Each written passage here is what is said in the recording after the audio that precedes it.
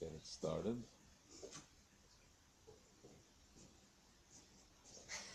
Okay, so, and both interpretations are complementary, for through acts of refinement of the good out of the noiga, one elevates the feminine waters, causing supernal unions, to bring down the masculine waters, which are the flow of divine kindness contained in each of the 248 positive precepts, all of which are in the nature of kindness and masculine waters, that is to say, the flow of holiness, of his blessed divinity from above downward, to be clothed in those who live in the lower worlds as explained elsewhere. Now let's read it in the Hebrew. This is an exercise, so we can't say that we don't practice our reading. Okay? But let's take a look in the Hebrew. Ushnehem oilim bekone echad. Ushnehem, both. Oilim bekone echad. Oilim means ascend. Bekone echad, in one reed. Right? The way he translated it, he interpreted. The English translation is that they're both complementary. Right? The Alter Rebbe says that both paths, again I'll explain soon, thread together. They become one thread.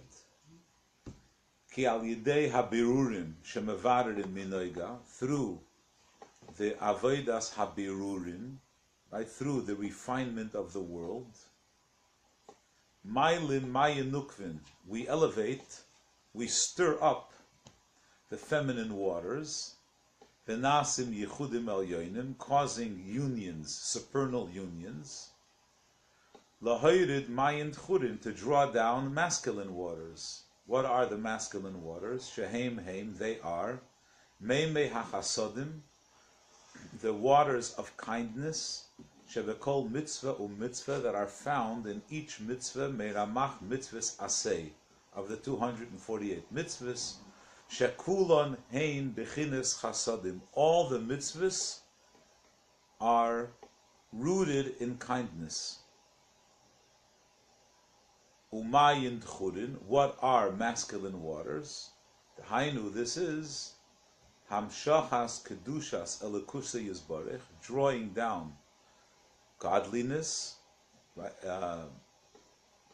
Kedusha, in other words, we'll talk about it. Milmayla lamata, from above to below, lehislabish betachtoinim, to become clothed in the world, kameshakasav b'makam acher, as explained elsewhere.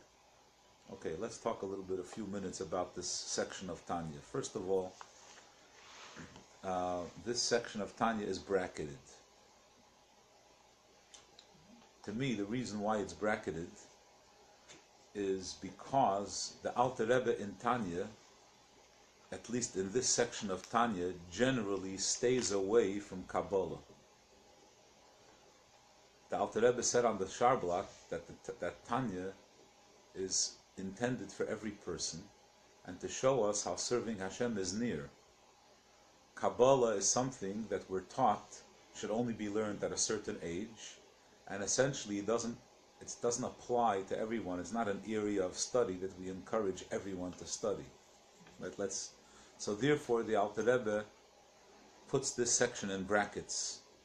It's a little bit different. The style, the approach is a little different than the rest of Tanya. Okay,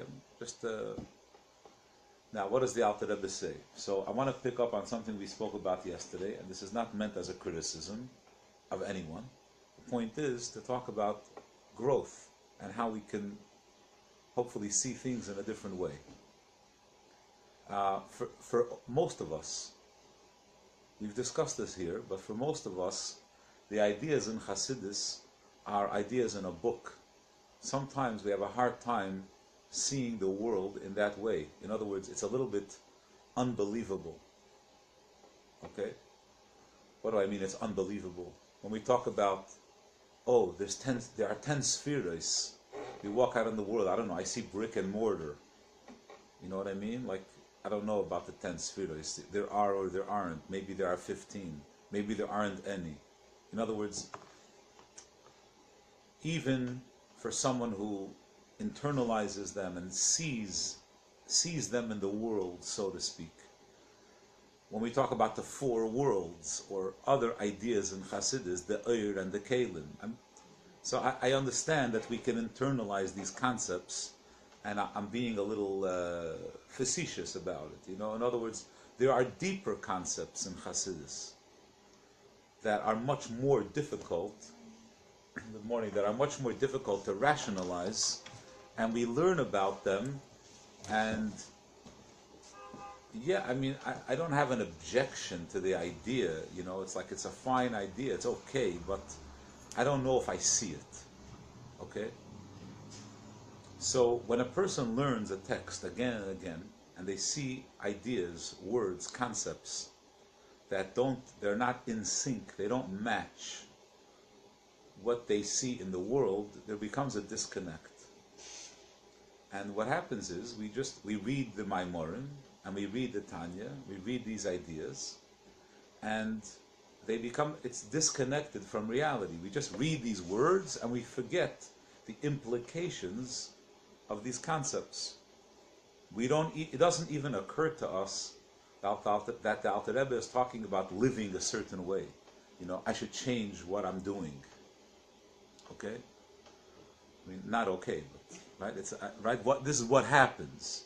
So a person learns a mimer. The mimer speaks directly to a challenge they have. They don't notice it because the mimer spoke in some Kabbalistic terms.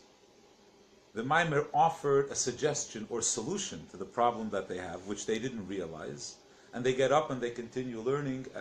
They continue living in the same place where they were, when actually they have the solution to their problem in their briefcase. You know what I mean? Like, you have the information, you just don't realize it, you're not connecting the dots. Okay, right? It's like someone coming into a doctor, the doctor misdiagnoses, or he's not sure what it is. If he would know exactly what to do. Because he has the information, he just doesn't realize that this person's condition, that's what it is, and we need to connect the dots. And there are some people that are tremendously gifted in showing you how the text of Chassidus is the exact solution to what, you know what I mean? Like, that's why I have tremendous respect for someone like Rabbi Yossi Jacobson or Shais Taub, who have that gift, that when they look at the Hasidic text, the words don't obscure. You know what I mean? The Hasidic language doesn't get in the way. They see right through it. They see, oh, this is what it means. This is what it means to me. This is what it means practically. This is, the way I behaved this morning, or what I did yesterday. The Maimer is telling me I should have done that differently. Okay? Now, Hasidus, one of the ideas of the Arizals, the Larinian Kabbalah, right, of a foundation in the Kabbalah of the Arizal, is something called Avodas HaBirurim, which we spoke about last week. Avodas HaBirurim means when I go out into the world, my job is to elevate things. Things need fixing, right? Things need mending. They need purpose, right? There's a lot of raw material in the world. That's what the world is. It's full of raw material. And our job is to try to take that raw material and make something with it. And it's not just objects, right? And natural resources, people's talents, everything in the world. That's really what our job is. When we talk about tikkun olam, right? Tikkun olam, what does the word tikkun olam mean? That the world is in a raw state. Hopefully it's not in a worse condition, right? To be in a raw state is one thing. To be in a contaminated state is something else, right? Now we have to, we're dealing with poison. You know what I mean? It's not, you can't just utilize the material. There's a problem. There's a toxin that we have to get rid of. That's a separate discussion. But in general, we go out into the world, and there's all this stuff or people in my life or places that require tikkun. So in the spirit of this, let's say the Baal Shem Tov, it was Matzei Shabbos. He says to the students, we have to travel somewhere. They travel, they come to a place, the horses stop, the Baal Shem Tov comes out, there's a fountain, there's a stream, and he drinks water and he makes a bracha. And he says, there was a Jew that was murdered in this place, and, his soul is stuck, and he's waiting for someone to come here and drink the water and make a bracha. Right? In other words, right, an example of an instance. No one said Kaddish. Here, he's buried right here. Like this idea. Right? That's something we can't see. Right? Maybe the Baal Shem Tov could see it, but we can't see it. But in the living world, in other words, in our daily activities, we have this.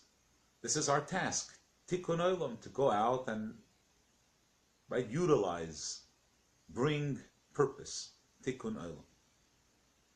Now, the world is also a scary place, meaning there are negative forces. When we go out into the world, we could get dragged down. We could get contaminated. We could get poisoned. Okay? Now, what happens is, we have two realities. One reality is, you have to elevate the world. You're given a responsibility. The other is, but wait a second. You could also get influenced by the world. It's not so simple. Like Hasidim would say, every step in the street is a test. Right? You hear where they're coming from. Right? In Yiddish, they would say, jeder trot. Yes?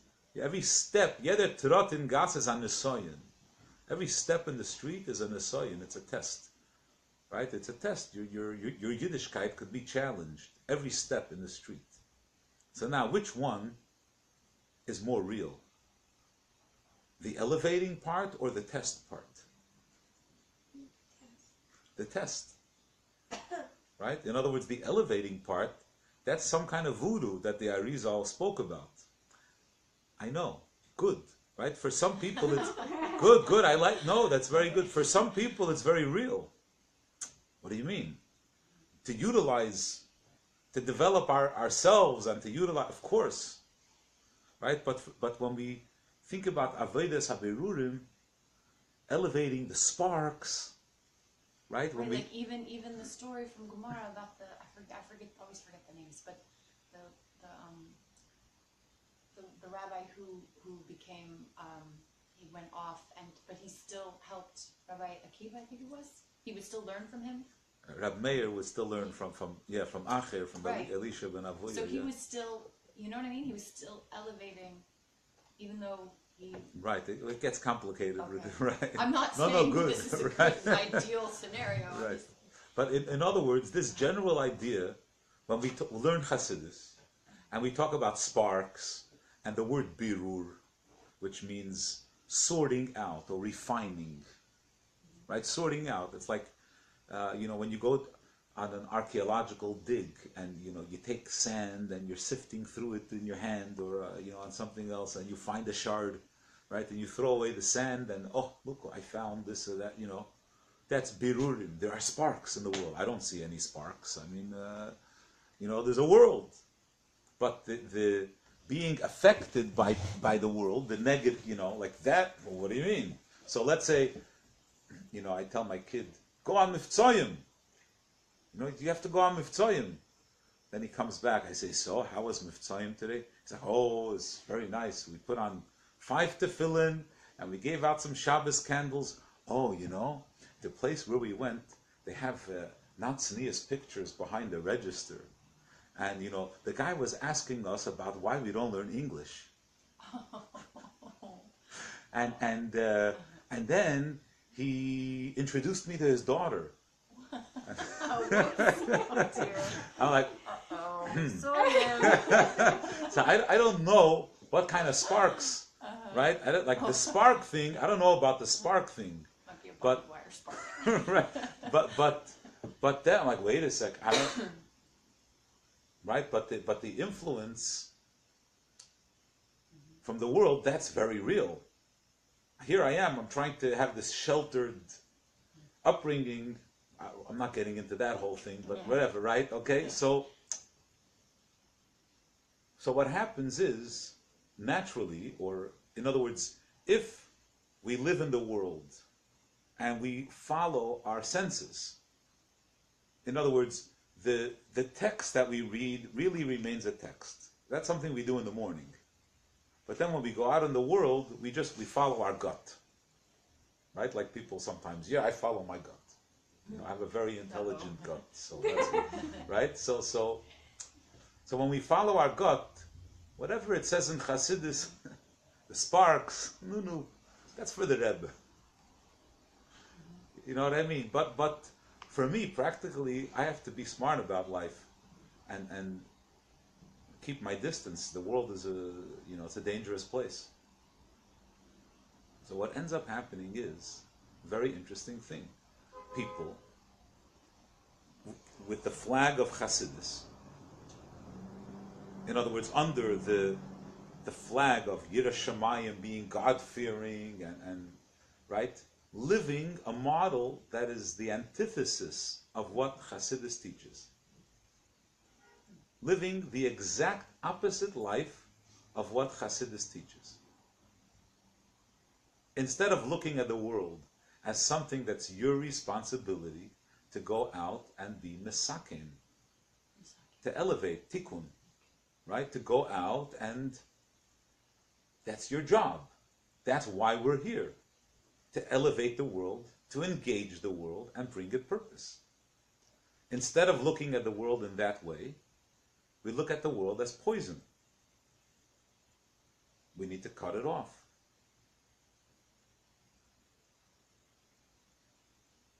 And that becomes, the modus operandi. That's it. That's the way we live.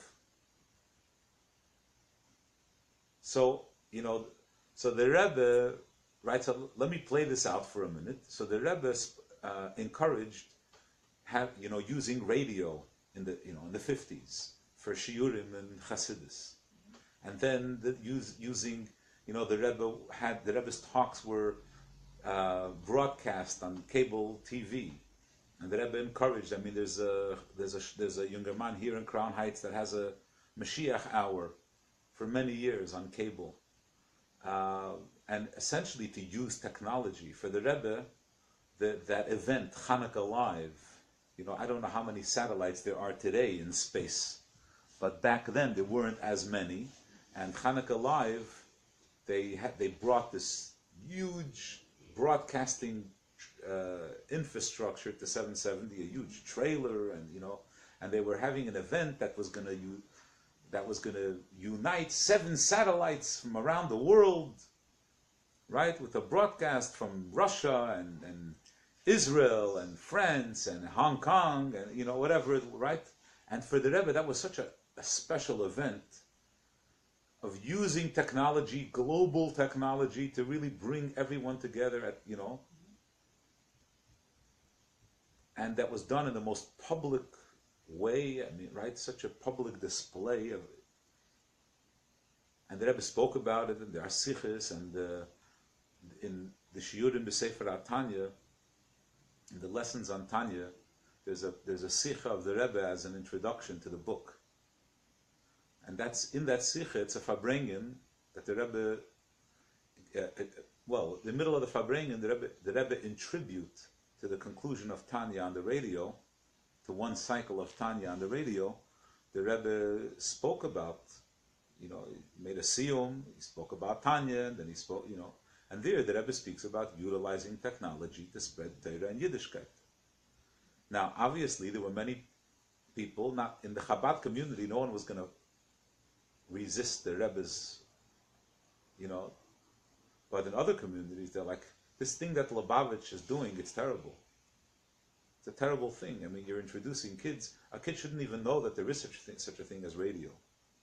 A kid shouldn't know that there's such a thing as TV or cable. Why should a kid in yeshiva be aware that there's cable?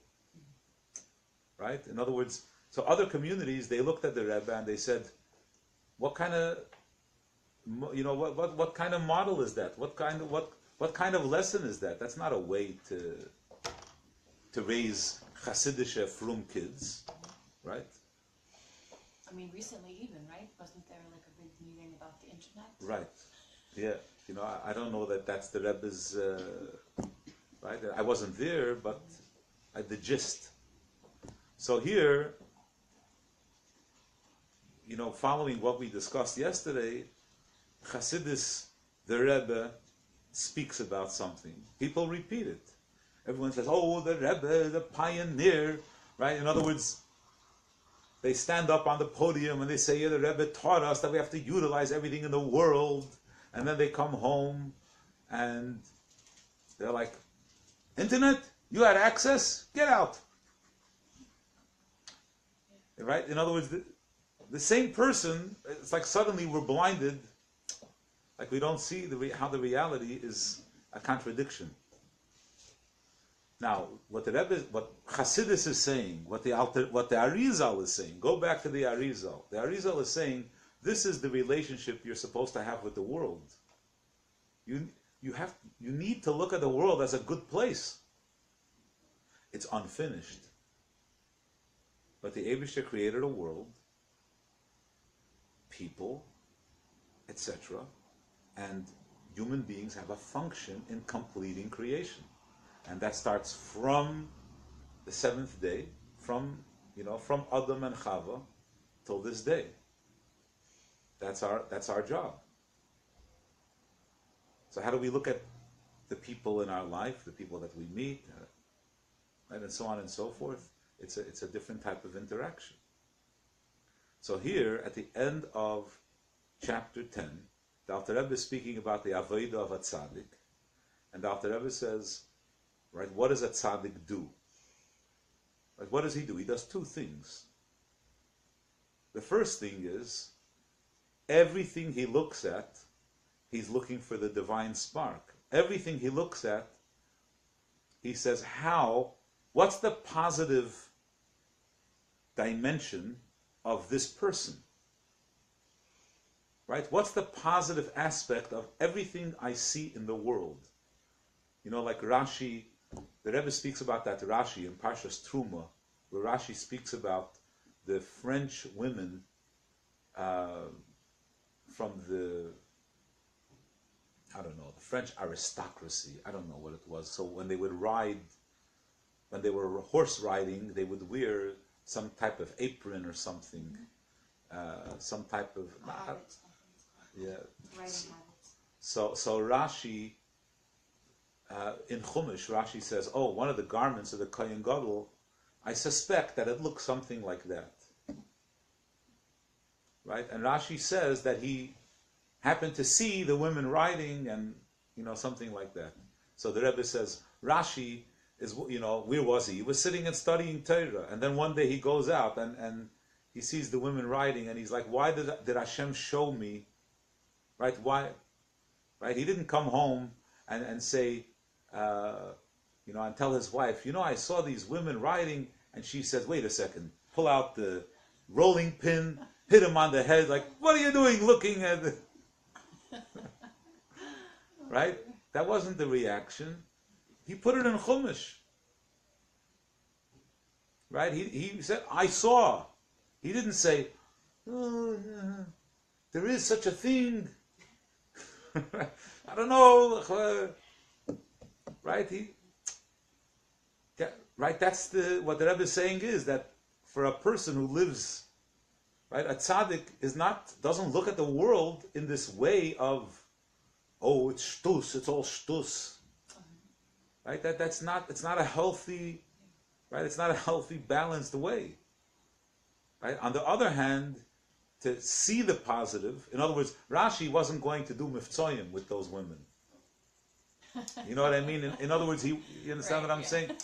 It's not, right? That's another aspect. Some people, everything they see in the world, the only way they know how to have a positive experience with it is to turn it into their project. It's also not. right? You don't have to engage everything. You know what I mean? Not every person that passes by, you have to you have to shove something down their throat or No. Ideally. Sometimes we're just meant to learn something by observing them. And that itself is a tikkun. So this, right? And then obviously it's nuanced and it requires common sense and many other things, right? But unfortunately, the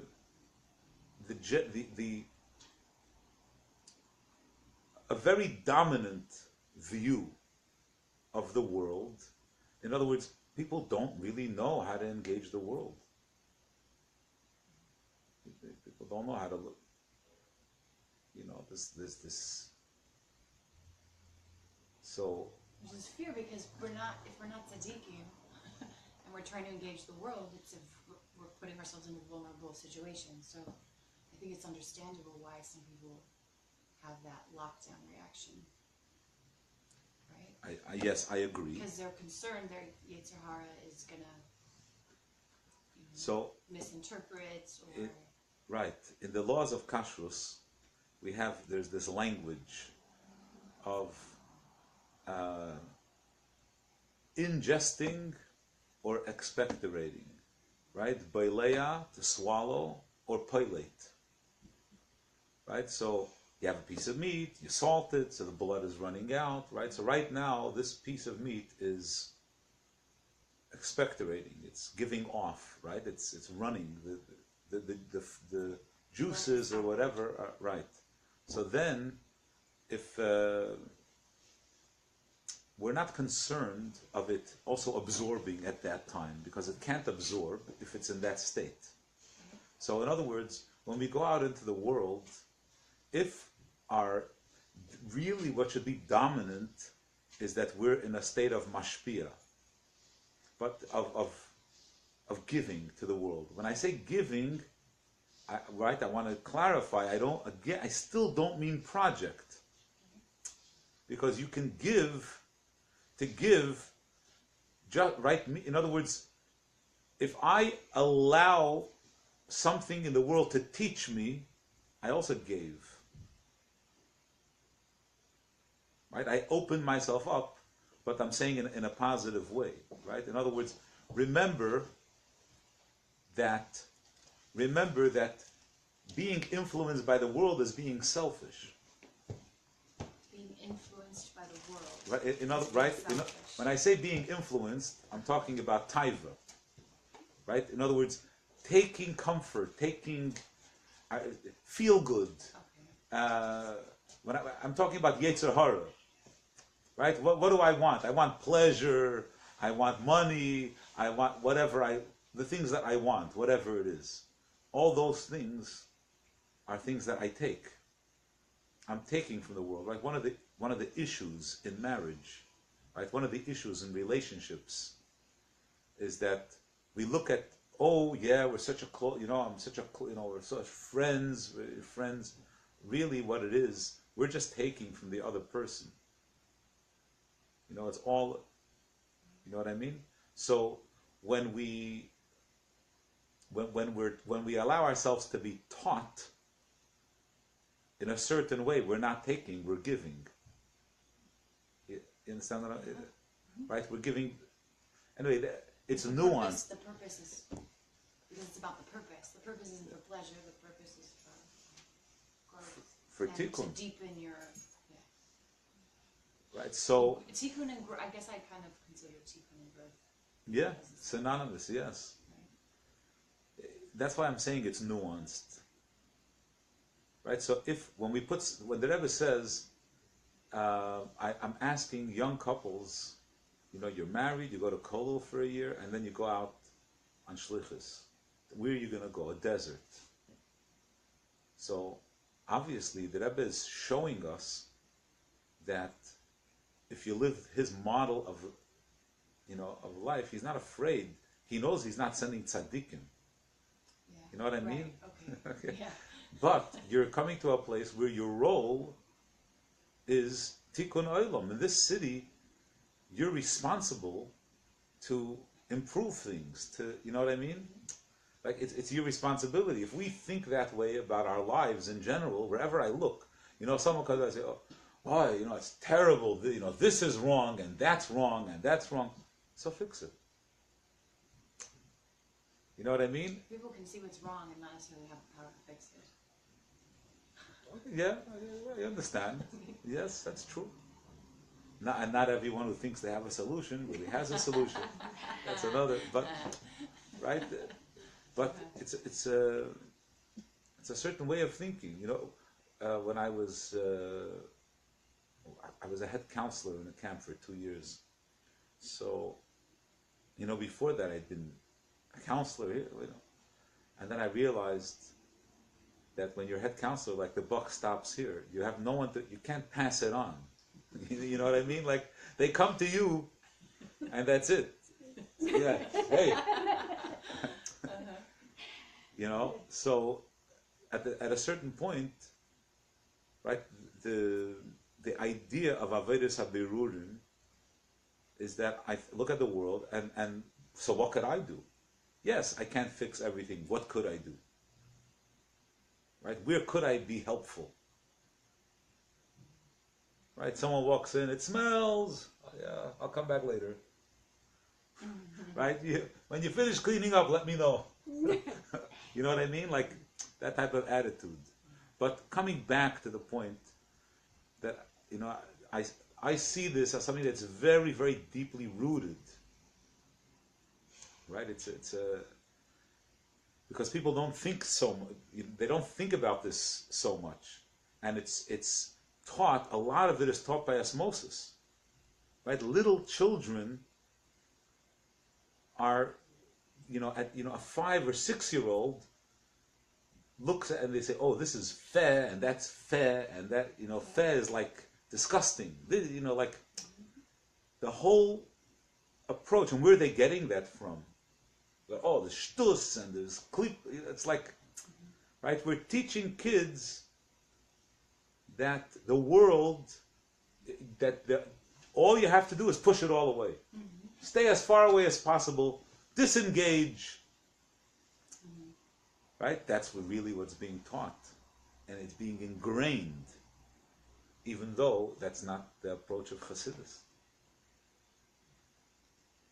So that's the union of Birurim. Okay, so now let's take a look at the text again. Let me give a tiny bit of context here. The Alter Rebbe explained until the bracket. The Alter Rebbe explained that Tzadikim Gemurim, Bnei Aliyah. Right, this whole chapter is about Tzadikim. Chapter 10 describes different levels of Tzadikim. At the beginning of chapter 10, he speaks about the lower level of tzaddik, what we call tzaddik she'enei gomer, the incomplete tzaddik. The Alter Rebbe says the incomplete tzaddik, that level, contains within it tens of thousands of grades. Okay, there are many levels of tzaddik she'enei gomer. When it comes to tzaddik gomer, he doesn't say, and this level has many, many grades within it. He doesn't say that. Right? Tzaddik Gomor, it's one grade. It's one level. Of course, there's some nuance, but generally it's one. Every person has a different character, but Tzaddik Gomor is Tzaddik Gomor. It's one idea. What does it take? What's a Tzaddik Gomor? So he says 2 things. Number 1 is that the order does, is that their purpose is to transform the world to a place, to godliness, to transform darkness to light, bitter to sweet, which is Avodas HaBerurim, to look at the world and to see how anything it is, whatever it is, how can it be utilized for Kedusha, for holiness. Everything was created by Hashem. Everything must be an instrument. Right? Everything must have a way to get me closer. Okay, that's the first thing. That's the first aspect. So that's the Tzaddik Gomor's right, approach into the world to transform darkness to light. Right? When we were talking about this last week, I teased out one aspect that they transform bitterness to sweetness, meaning the bitterness itself, the challenge itself, right? The struggle itself becomes sweet. Because the struggle is the animal soul, so to speak, even though, okay? And the sweetness is the appreciation of the growth, right? They feel how in the pain they're growing. Right? But just to give as an example, there was a tzaddik who many people would come to him to ask for brachas, for illnesses and different things. And then at a certain point, he became ill. When he became ill, he was very, very devastated. So the Chassidim were, you always talk about accepting things with joy, and here you're so broken. He says, no, you're misunderstanding what's going on. He says, all these years, people came to me that I should pray for their ill. And I thought that I felt their pain. You know what I mean? Like I felt, like I identified and I prayed for them. But now that I'm ill and I'm feeling the pain, I realize what pain they were really in. And that's what it bothers me, that I missed it, that I didn't, you know what I mean? That I didn't feel. If I would have realized their suffering, I would have been so much more aggressive about praying for them, and right. So that idea. So to look at so here the tzaddik is experiencing pain, and in the pain, he's having this incredible realization about life. It's such a moment of growth, right? So the pain became sweetness. Is this incredible lesson? So that's one reason why the Tzaddik Gomer is called the Tzaddik Gomer. He transforms darkness to light. And then the second reason is that when he does mitzvahs, the purpose of the mitzvah is to draw godliness into the world. It's not for his spiritual betterment. Oh, I want to be closer to Hashem. It's not about me. I want to bring godliness into the world. Right? In other words, for many people, they want to feel like they're becoming more spiritual, or it's about their own growth. For the tzaddik, it's not about his growth. It's, when we see someone they could be busy learning on their own. They could be busy davening, and instead they go out and they're teaching and cheering and so on. Why? Because it's not about their level. They want to help, right? So that's the second aspect. So now what the Rebbe is saying is that these two things, the transforming darkness to light and bringing godliness into the world, are really connected. They're really one. So let's read it inside. Let's take a look. Ushnehem. Hebrew or English? Which one is more alien? Aliens are good. Yeah. Let's look at the Hebrew. So he says, "Ushneim eilim bekana echad." Both these points are really one. Sorry, where are we? We're still in the bracket. I'm just repeating it. I know it's the third time, but hopefully we'll get there. Ki al yedei habirurim, through this process of elevating the sparks, shemevarerim minoiga, right? They're elevating noga. They go out into the world and they look at those neutral things, all those resources, all that parav stuff, and they want to elevate it. How could I bring it purpose? When they do that, mayin nukvin. So to elevate this idea of feminine waters. What's the idea of the feminine waters? We are Hashem's bride, right? The Jewish people are Hashem's bride, right? The feminine waters essentially means what is our role? What can we do? All our avodah, everything we can do in the world is called mayin nukvin. It's called feminine waters. Now, for those of you that were here 2 weeks ago when we had our class about men and women and Zoh and Malchus and so on, right? It's easier for me if I bring in this passage from Pirkei Avos that I've said in the past, right? It says, Hashem created the world with 10 utterances. He could have created it with 1. Why did he create it with 10? Oh, to get even with the wicked who destroy the world that was created with 10 utterances, whatever, something like that. You know, I put in so much effort. You know what it took, and you destroyed it.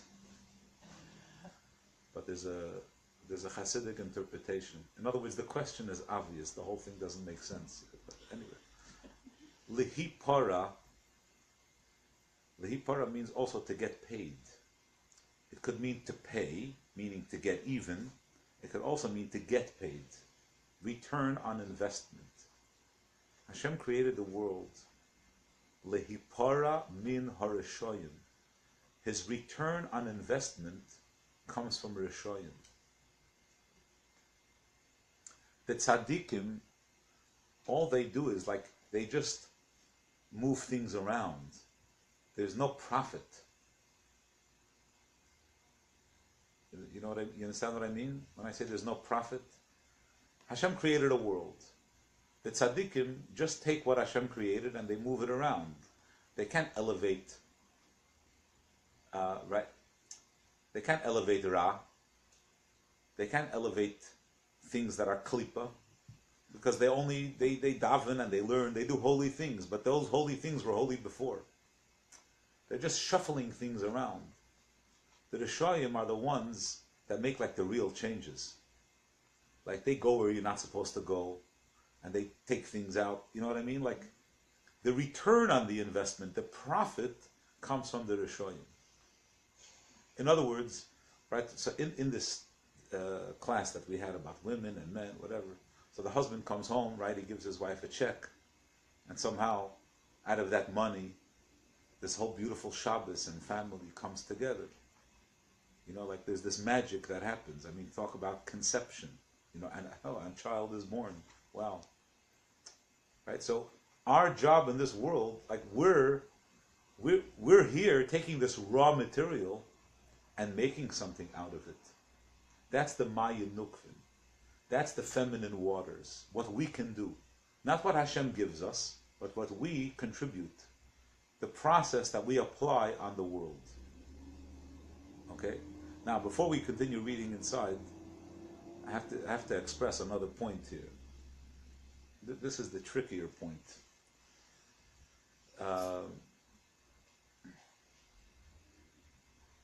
This is the trickier point.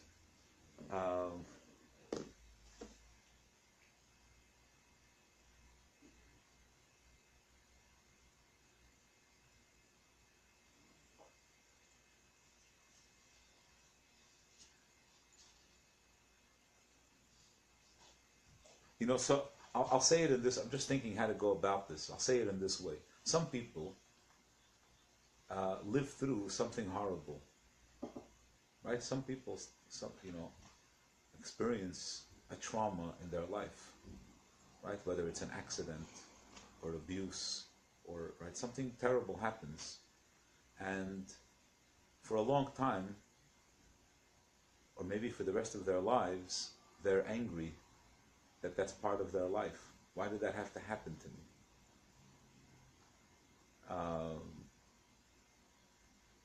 And then, on occasion we meet people who we call survived, who survived something difficult. And they don't speak that way. They don't carry this bitterness of why this happened to me. They're brave about it, they're open about it, and they help people.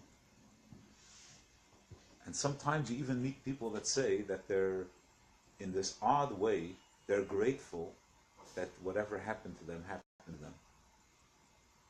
They don't wish it on anyone, God forbid. But there's a certain